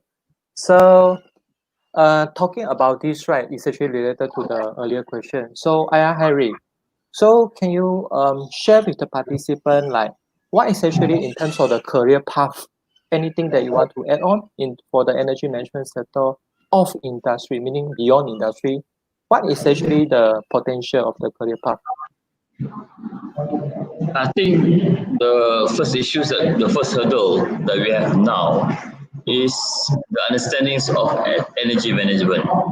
Mm-hmm. Once industries understand energy is about efficiencies, I think energy managers shall be the most sought after professions Mm-hmm. because he is a person who understands the work.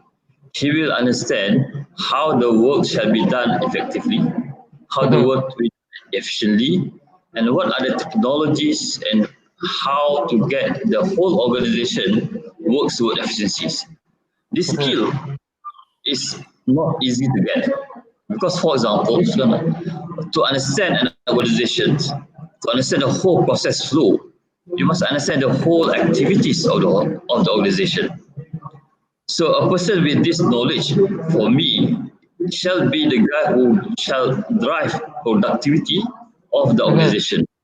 And Okay. this shall be the right path for energy managers. The guy who Mm-hmm. drive productivity, the guy who drive innovations.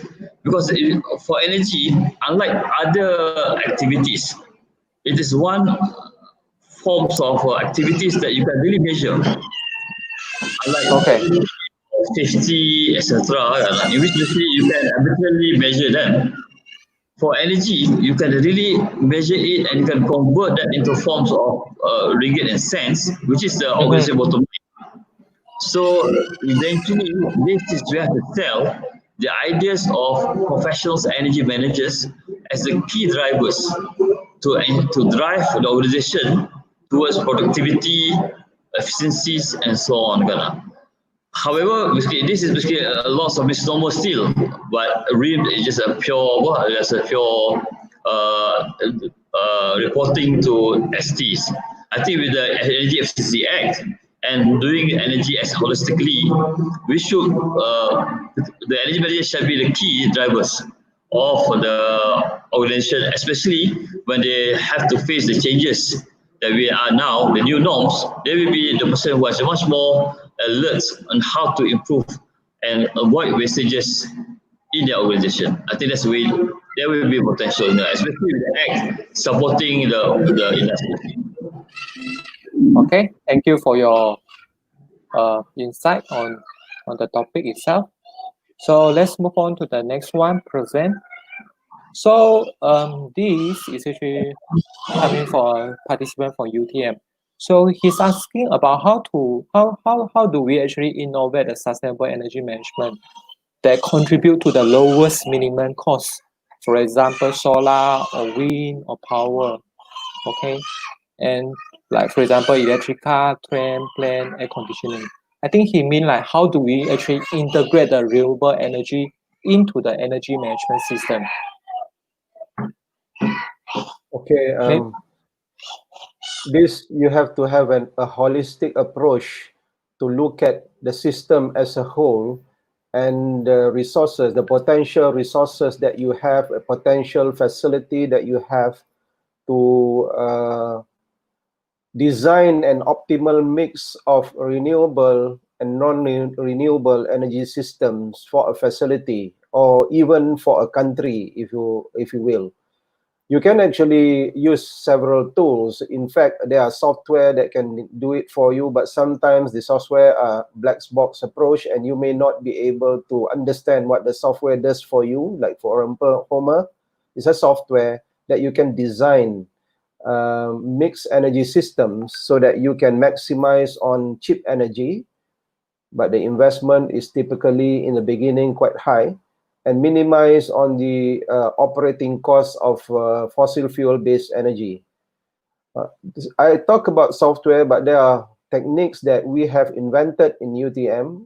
Remember that sustainable energy management always pressure us to think hard and harder, and such a way that when we are at the brick wall, we have to think about how to solve the issue and move further and get towards another S-curve of innovation. And this is one of the output of our innovation in sustainable energy management program, where we want to minimize on the conventional energy and maximize on the use of clean energy. In this case, we have invented, I think Prof. Sharifah is leading in this area of what we call as electricity pinch analysis. Electricity is pinch analysis essentially will direct us towards what is the minimum amount of renewable conventional form of energy that you can use, and maximum amount of renewable energy, taking into consideration available renewable energy in your area. Not all renewable energy can be available. For example, you talk about wind, but wind is not necessarily available for us. More realistically, we may have solar, but you need to think about what capacity you can generate from the solar, how much facility can generate solar, how much roof you have, how much land area you have, and what are the capital costs. You need to think about also biomass, for example, how much biomass can you gather and develop, but you also have to think about the life cycle of the biomass, the supply consistency of the biomass, then could be offset. Could it be offset by the operating cost that you need to transfer the biomass? These are all the things that you need to think about. And in our power pinch analysis and optimization approach, we have dealt with this situation and the intermittency as well of the supply of renewable energy. So all this factor has to be weighed in to have a cost-effective way of designing an optimal renewable and conventional system. And power pinch analysis is one of the ways that you can use insight to design an optimal renewable and conventional system mix. Thank you. Okay, thank you, Prozen, so for sharing your idea. So the next one, Prozen, what is actually the key lesson that you learned or benefit derived from the COVID-19 in terms of SEM? Yeah, I talk about the 6P that we have actually, 6P Energy Star that we have actually provide guide for many organizations across Malaysia and abroad that I have shared. Among the things that we learn is actually to customize. When I talk about 6P, to put in a nutshell, it's about customizing energy management system to your organizations. Customizing means you have to actually tailor for what are your needs, what are the pains, and how do you build purpose within your organization. We talk about UTM. UTM is not a consultant company. UTM is not producing product like a car or process plants. We are producing students. We are graduating students. So basically, we don't have a similar situation like many companies that operate to produce products. So basically, what drives us in UTM is actually basically things like research and development and publication and education. So basically, when we started and begin energy management system in UTM, we put that we put that bigger purpose into the mainstream, the bigger purpose in driving the energy management system, so that people see what's in it for them. Everybody in UTM has to see what's in it for them, and research and development, having outputs from research and development, having grants to fight for, having advantage from your own energy management system customized and used and implemented in your premises, means that you can innovate new things. Innovating new things means you can get more grants, and getting more grants means not just saving energy in UTM, but also allows you to publish and allows you to produce better students, because you talk and you teach from your experiences, and you also are able to engage and share across, not just for the academic community, but also with the practitioners across the board. So these are the things that we think that has to be customized within your organizations, and that will provide sustainable benefits, especially when you are into innovating new system, new products down the line. Thank you very much. Okay, thank you, Prosen. I think even though we are in different industry, but still we can use that actually as a platform to market our product and services by integrating the energy management into our service line. Thank you, Prosen, for the sharing. Let's move on to the next one. How do you think about the technology can help the setting up of energy management system? I think you already mentioned about this just now, right? So I don't think we want to cover it again on this. So let's on to move to the next one. Okay, this is actually very interesting. So Ayah Harry. So this is actually for you. How can we actually tackle the air circulation related problem with respect to the spread of COVID-19, particularly in industrial environment? Jinshun, Yes. this is the most scariest part of COVID-19, in which basically many people don't talk about it. This is basically an issue. When we created air conditioning system in our buildings, we created a circulated air within the environment. When we have biological infections, just like COVID-19, which has been proven to be spread through air, which is airborne, it is a very scary perspective when how it can be transmitted into the whole environment. The best solution is always open air. Where you have fresh air, it's always the best thing because you have good air exchange. When you have good air exchange, there's a likelihood basically the air being transferred and not going to you. But once we have circulated air, we have issues how to deal with this. There's a conflict between aircon system and energy. To conserve energy, everything is recirculated. Air being recirculated just to conserve energy. There's no fresh air introduced in ecosystem, especially the split unit aircon. Even basically we have for normal ecosystem, some of them probably even provide 10 to 15% of fresh air supply. But in many installations as well, even you provide the 10 to 15% just for energy efficiencies, they close the dampers so that there's no air supply to the areas that have been air conditioned. These issues, what is much more important is the health or the energy as well. Eventually, the health matters because with sickness, you have issues. There are ways now, I think, this is very scary part when you put people now to work and they are exposed to poor ventilation system. 1% can infect the whole buildings. 1% can infect the whole floors. This is basically social distancing, positioning of the areas, as well as how we maintain. It's not about social maintain. We have issues now, in which basically I think the X-rays or the buildings must understand how to deal with the ventilation system, especially in the advance of COVID-19, which is airborne.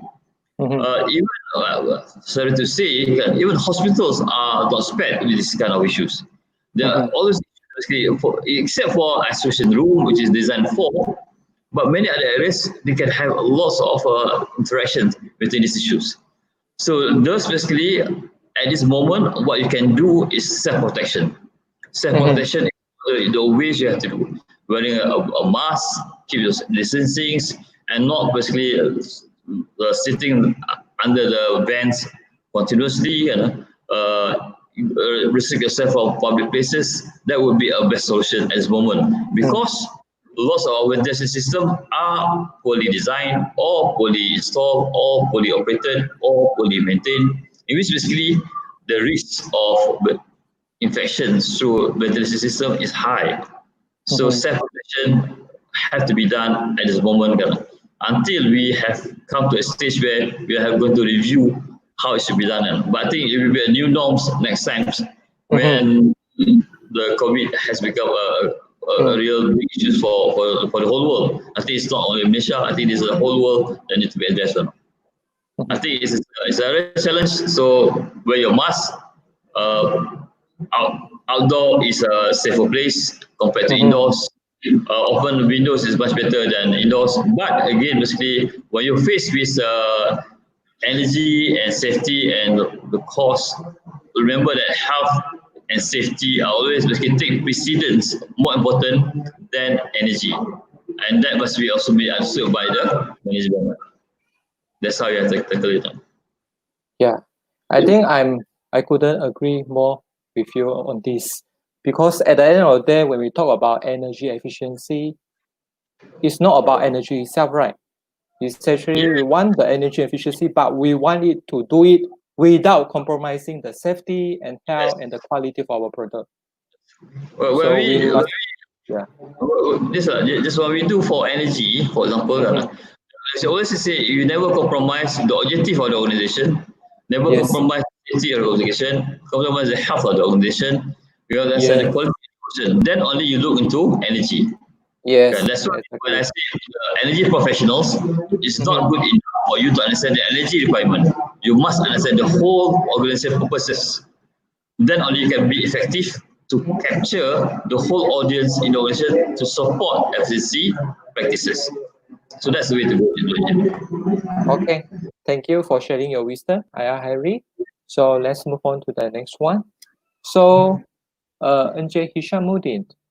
So this question basically asking about how do we ensure the availability and sustainability of renewable energy in homes and communities of the vulnerable population groups like women and children and elderly people that possible in the face of COVID-19 pandemic.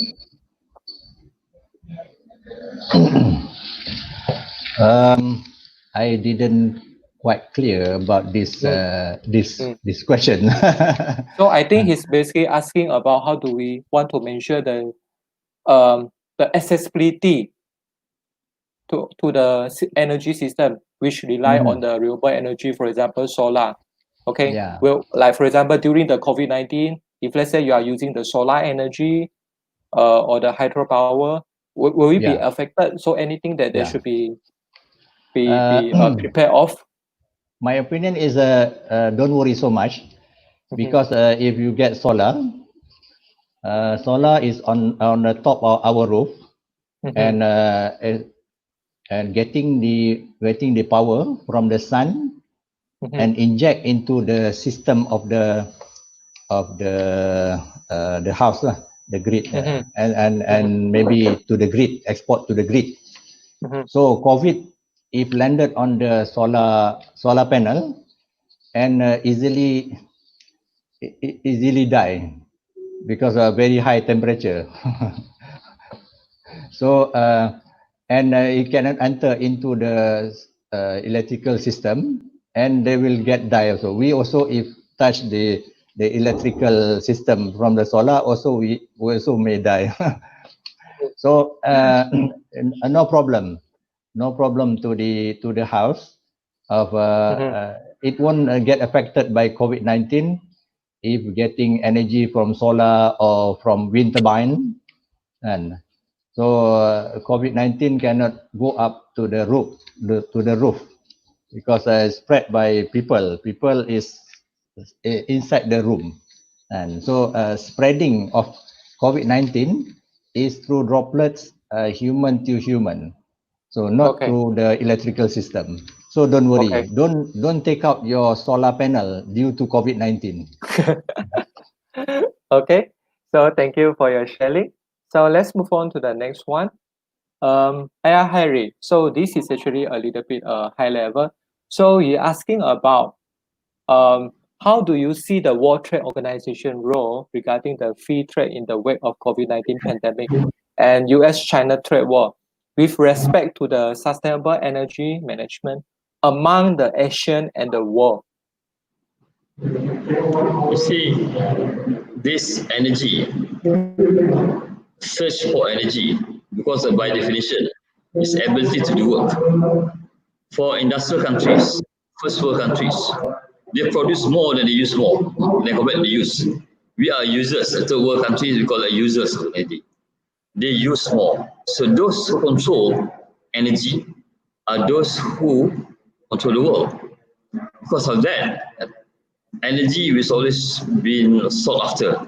There's always war with in Middle East, all fights. The oil rising basically. Why there's issues down? It's all because of allows you to do work. Without stable electricity, the country will never be able to produce anything. Just like China, why they have to build 3 dams, because they need a lot of energy. While US, they can do a lot of things because they have lots of energy available to them. So energy is always very important in the whole energy political scenarios. So now, if we understand that, there are a lot of requirements. They say it's about the source of energy. Now, energy is no longer about you have to drill under the deep water just to get hydrocarbon to convert that to energy. Now, it's much more liberalized areas. You put solar panels in the middle of desert where nowhere you can sit there, and you can still have energy and you can still produce something. So it is all changing scenarios in terms of energy. This is what he said just now, that the energy because of COVID-19 basically has gone into a negative rise. So now people are not fighting about energy, sir. People now are fighting how to use the energy more, but people are not using it. So now there's a trade war. Trade war again is about production, productivity. Productivity is about using a lot of energy to produce. But SEM, in any political scenario, sustainable energy management programs, it's all about balancing using the energy in a most effective manner. This is always basically in the whole world that always become a factor. Because, for example, for you to generate electricity to make your base load for the country, you have to balance that with the demands of the country. Not balancing it will result that your country's electricity supply will be in jeopardy. It's an instability. We call it harmonics, or we call it power quality and so on. Unstable power is an issue into your own productivity of the countries. So energy management program, regardless where you are, regardless between the fight between US wars and so on, it's all about efficiency and effectiveness. And those who can measure it. Let's say there's an embargo for us about our electricity supply. There's embargoes on oil trade and so on. We still have to be efficient. So energy and SEM, sustainability, is the one that we have to really embrace. For me, this is the future in getting the whole world into a good productivity methods, regardless of where the energy is from. I think that should be the answers for these issues. Okay, thank you, Ayah Hari, for sharing your wisdom on these tricky questions. So let's move on to the last one, from the floor. So, Encik Hishamuddin, can you share your thoughts on the future prospect of energy industry during the post-COVID-19? Okay, looking at the experience of us facing COVID-19, like staying at home, we close all the sectors except the health and also food sectors. And the result to the environment shows that our activity affected environment affected a lot from our activities. So if we stay at home, then the environment, the air quality, the carbon dioxide emission less, the nitrous oxide emission less, then it shows. But we cannot stay at home. We have to produce. So we have to find a balance. How to produce at a lower emission rate. Lower emission of carbon, lower emission of nitrous oxide and other pollution, and stop the dumping, illegal dumpings around at our river and our sea. So we have to find a compromise how to produce at the very low efficient energy and very less environmental problem. The future, we have to, we won't go back. We don't have to go back to pre-COVID level. So we have to settle down with a new norm, with a better norm for our economy, for our social, and also for our environment. The 3P that Prof. Zain mentioned just now. Not forgetting because all this affecting the people. Okay. Allahu Alam. Okay, thank you for your sharing. I think we have few additional questions from the floor. If we can just give you another 10 minutes to actually show the questions, then maybe we can try to address all these questions as much as possible. So this is actually another question from the floor. Prozac, maybe you want to address on this. The question is asking about should education on sustainable energy management be included in the primary and secondary school students? I know definitely you will say yes, but maybe you can share some insight on this. I mean, what is the advantages and what is the angle that we should look into? What are the pros and cons of doing so? Yeah, well, this has been education for sustainable development has been a topic that has been mainstream in even the primary or even the preschool levels, to the level that the kids or children can appreciate at their age. Yeah, so it's not just in the curriculum, but it's also in the practice where we encourage teachers, kindergarten teachers, even the preschool teachers and secondary education, primary education teachers to embrace sustainability in their best practices, and energy is certainly top in the agenda. So it is not just about in the curriculum people have mainstream it. It's also about the practice and the activities of the students that has to be mainstream. So definitely it is a yes, and it's not just in the curriculum that we encourage teachers. It's also in the practices of the schools.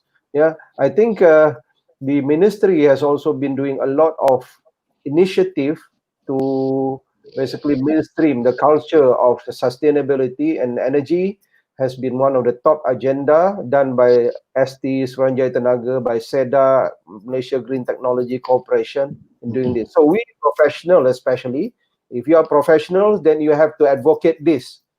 If you are professionals, you don't just go for profit. Yeah, you also have to educate. You don't just go for profit. You don't just go for mobilizing profit for at all costs. You also have to educate people.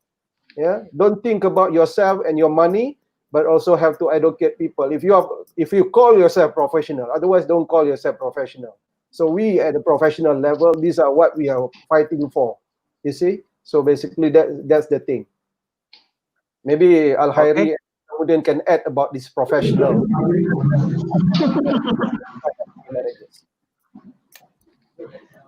Yeah, Prof. Being a guy who interview many candidates for professional engineers and sit as a members committee in professional in IEM, for example, and with the board of engineers and all other professional bodies. It's very important for people to understand professionalism is about telling the truth, have ethical aspects, and knowing what you're talking about, and eventually you're responsible for what you do. It is all about responsibility. And when we say sustainability, for example, we are responsible for the things that we have to do.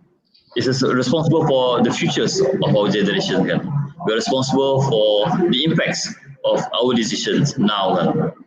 So we must think into the entirety of the requirements, not only look into short-term gains to the overall term loss. Professionals will always evaluate all the issues, and this is what we have to capture and has to create the culture of professionalism, of responsibility, of knowing what you do, evaluating the pros and cons. I think from the schools, from the primary school, it should be a culture to be professionals. Eventually, higher education shall be the practice, so that when they work they work with ethics, when they work with the purpose, when they work basically they do no harms to the environment, to no harms to the wastages and to the people, and do no harms. Basically, we submit all our wills to God again, and because we are just the Khalifah or the people who are going to manage the whole world. I think that's professional. It's all about. Okay, thank you, I'm very Harry. interested in the what mentioned by Prof. Zain, sharing knowledge. Yeah. So to me, sharing knowledge is jariyah. Because you can live only maybe 30 years, 40 years, 50 years, 60 years. But if you share knowledge and people get benefit from the knowledge, you get other than money or pay fee from the fee of your consultancy, you get reward that you cannot see from by the eyes. So the reward are the afterworld reward. That's all. Thank you. Okay. Thank you, Mr. Hishamuddin. So I think for this question, it's actually about the COVID-19 and also the air conditioning system. I think just now Harry already addressed this. So I don't think I think it should be more than sufficient to answer this question. So maybe we will move on to another questions on this. Give me a moment. I think there's another one. Yeah, I think there's actually one question on this.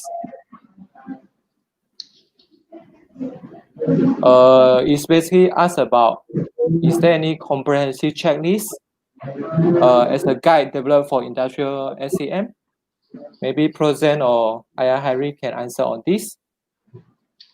It's talking about the checklist. Yeah. Yeah, definitely so. There are comprehensive checklists developed for guide industrial sustainable energy management.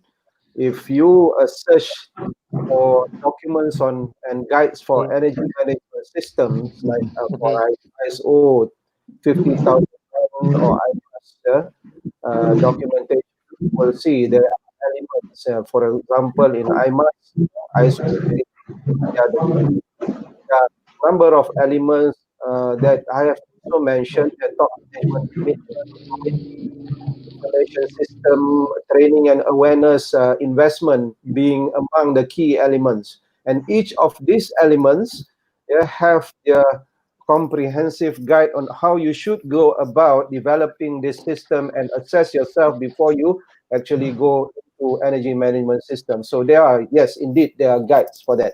And in fact, the assessors, Harry, Hishamuddin, and many of our assessors out there have gone through these elements to assess how far the clients or the organizations have basically implemented the system and have impact. At the end of the day, they also measure the impact of each of the element implementation. Okay. On my side. Thank you, Prozen. I think there's actually one last question. I think maybe for this question, Encik Hishamuddin, you can help to address. It's basically asking about the key criteria that can be considered to certify an organization. What is the main difference between 1-star, 2-star, and 3-star? Maybe Mr. Hishamuddin, you can help to address this. Yeah, the criteria we have three category. 1-star. 1-star normally, basically the assessors will come to your place to check two main features. One is awareness. So how is the awareness of the organization? If like what mentioned by Khari, the person who he assessed, ask him what he is doing in their place, that is the awareness is very low.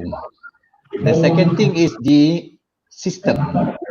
So we want to SEM is sustainable energy management system. You need a system to control the energy management. That one is the focus for the 1-star certification. For the 2-star certification, the assessors will look again the awareness, the system, is it still in place, and adding up is the achievement. Because we do things, but we need to ensure that what we are doing is benefit. We get benefit from it. For the 2-star certification, we look for 5% improvement in energy efficiency or 5% reduction in the total energy, annual energy. For the 3-star certification, you need to maintain all the awareness, the system still intact, and the saving. You have to create more saving. And the thing is the 5% or more. And the main thing that will be looked into for the is the culture. What the level of the energy management culture built into the system. So, for example, the energy management have been embedded the management system of the organization. For example, we go to many hospitals. So hospital have their own management. After that, at the 3-star, if earlier better. At least at 3-star, all this energy management embedded into the system. They also they conduct their internal assessment by peer. It is like a peer review internal assessment. Policy are in the policy list, and all the reporting, and at the end is the achievement. The achievement is well intact or more. So that is 1-star and 2-star and 3-star. For the 3-star is the culture is there already. One hospital I went, one nurse purposely asked the energy manager to bring me to her place. It is a big one, and she took 15 minutes tour around her clinic, explaining. It is like engineer explaining to me. I also get a share how this. It shows that she embraced a lot to this energy management or energy saving and practice at her home. That is it is like something that we want it to be at the 3-star, but when I was there is 2-star level. I think that's all. Okay, thank you, Encik Hishamuddin, for your advice on the difference between the 1-star, 2-star, and 3-star. So I think we are towards the end of our session today. But before we end our session, I'd like to ask our speakers to share your expectation with industry or the companies. I mean, what are the advice you have for the industry in managing the energy from now onwards? So maybe we can start with Mr. Hishamuddin. Would like to give us some of your advice? As I mentioned just now, COVID-19 teaches of a new norm. A new norm should be a norm of wasting energy. Before this, pre-COVID is a norm of wasting energy. We leave our doors open, we set our temperature in our aircon. After that, we have to wear very clothes and we didn't take care about the stages. So for the new norm is a norm that fulfilling all the energy efficiency, economy, and also social integrated that contributing best to the environment. So we have, if not, then the environment will teach us back. So that is the new one that we should be heading to, inshallah. Okay, thank you, Mr. Hishamuddin. How about you, Harry? Will you mind sharing with us some of your wisdom? The COVID-19 have given us a lot of perspective, a new perspective, in fact, that what we take for granted last times, that we wasted all the time. A simple walk in the park is no longer a walk in the park. That we think is basically abundance and available to us is no longer available to us. The air that we breathe may now contain the sickness that we are feared of. We have to embrace this. We have to see that we have to change. We have to adopt this requirement. Otherwise, we can never survive. People lose jobs. People have to find ways to make the ends meet. We cannot make wastage anymore. So we have to look into how to be effective in the way we do things. We cannot be wasteful. We cannot be wasting things unnecessary.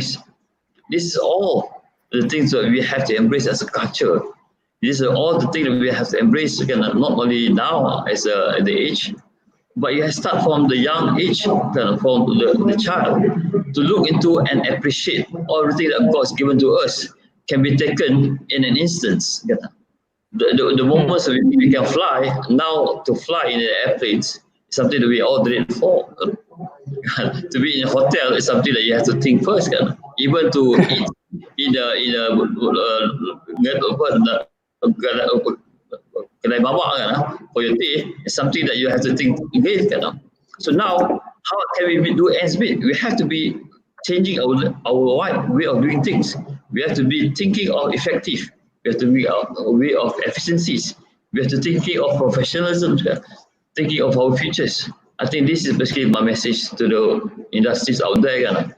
The way we do in the last 3 months before the COVID is no longer a new things that we have to do. We have to think differently. We cannot just shut our electricity supply, but how can we make sure that the electricity supply that we use produce a lot of things to us and have a return to us? That's basically the way to think. That's the way how to face the new COVID-19. That's the way we have to face the new futures. That's all for me. Thank you, Jiangxu. Thank you, Ayah Hari, for your wisdom. So, last but not least, present. Do you have any advice for the participants to take away? Yeah, I would like to reiterate what I mentioned about 3P, triple bottom line. Yeah, about the priority to protect people, planet, on top of profit. Yeah, so as professionals, as we are here, those are the three things we have to think about first. Yeah, in the new norms of COVID-19, these are the things that we have to uphold. Yeah, first about people, safety, health, and the planet. Yeah, and then we think about having the profit. Yeah, by protecting people and planet.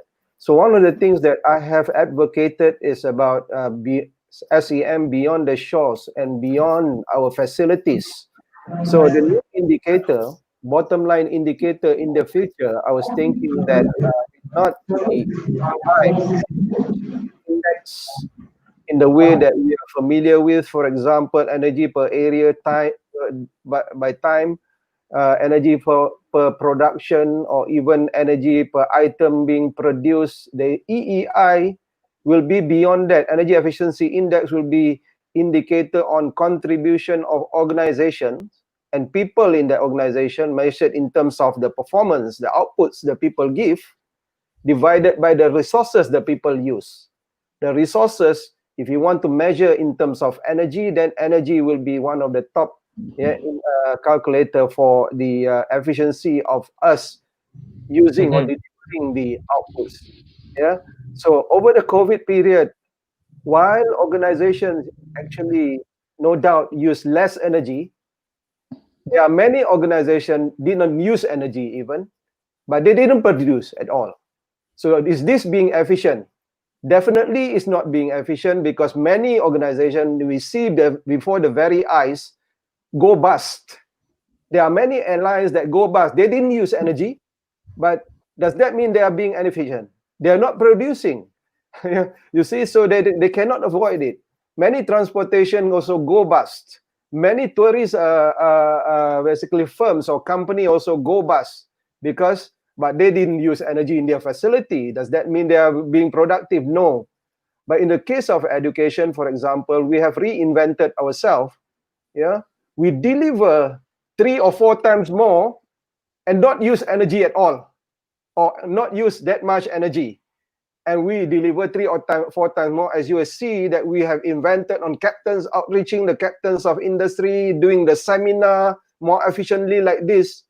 Previously, we have 20 or 30 people. Now we have 100 people attending our seminars, yeah, doing the same thing, doing the marketing. We use a lot of resources. We use a lot of costs going overseas, doing the marketing. But now we are marketing online, and many more people subscribes to. Of course, this one is free, but many more people, many more students comes because of the efficiency of our marketing. Many more professors across the world we can outreach. Yeah, maybe 30 to 40 professors within a period of 3 months. Previously, we had to pay 20,000 per each of the professor to come to Malaysia to deliver this. Now we have the value from their contribution to more than 30,000 people. All of a sudden, there are more students coming to UTM with this. So basically, the future of energy management is going to be counted by the delivery of each and every one of our staff, of their output, divided by the resources they use. When we use, for example, blended learning, up to 60% blended learning, our offshore program, previously we have to go 7 times face to face to Kuala Lumpur or to Penang. Now we cut it to 3 times because the other 4 times we can effectively use our blended learning approach. Then we cut the cost by half, but deliver more outputs to more people. So basically, the EEI for sustainable energy management beyond the shores of our facility will be about how much output you give divided by how much costs you use, or how much carbon and how much people you protect, how much you can reduce the planet consumption, how much carbon dioxide you reduce their emissions. And this is the way forward, and it is going to be to stay here forever for the next 100 years. Thank you very much. Okay, thank you, President, for your sharing. So before we end our session today, there are some important announcements to all the participants. So again, as part of this event, we are actually offering some promotion package for those who sign up for our training services or products. So we'll be giving away some of our software and signature training course, okay? But until 31st August. So for more information, you can visit our company website again at optimalsystem.my. So again, for those who missed part of our session today, the recorded webinar will be available on YouTube and Facebook channel. So once again, on behalf of the organization and participants of this webinar, I would like to say thank you to all the speakers and panelists. I'm sure every one of us here has received some valuable information and insights from your sharing. Okay.